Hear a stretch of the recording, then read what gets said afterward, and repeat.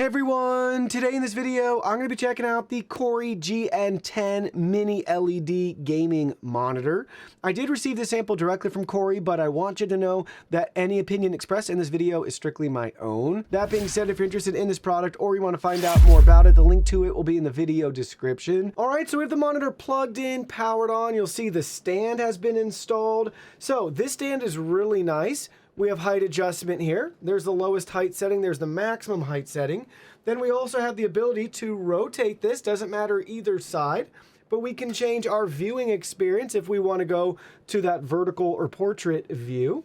Now we're looking at one of two UFO tests. This is a UFO motion test, so we can see how different FPS values align with our 240 Hertz refresh rate. So if you have a system that can push 240 FPS at 240 Hertz, you'll see how smooth that UFO is going across the screen.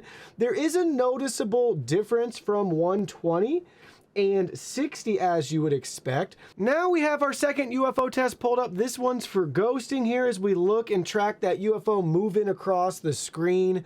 So I would say things don't look bad in regards to ghosting. It is going to be noticeable, especially on that tail end here. I was hoping for a little bit better than what we're seeing. Now for a more simple test, let's just see what it's like to browse the web with this monitor. We have a couple popular websites pulled up here. First is the YouTube trending page. Take a look how everything shows up here and populates. Next, let's pull up The Verge, a popular tech blog.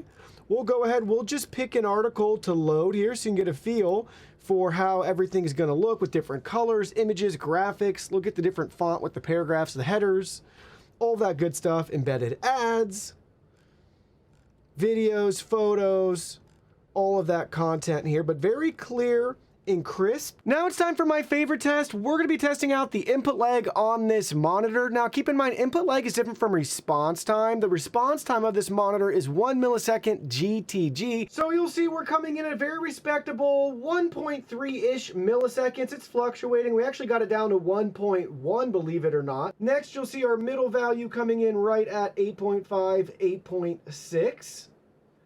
And then lastly, we should be around that 16 millisecond mark here.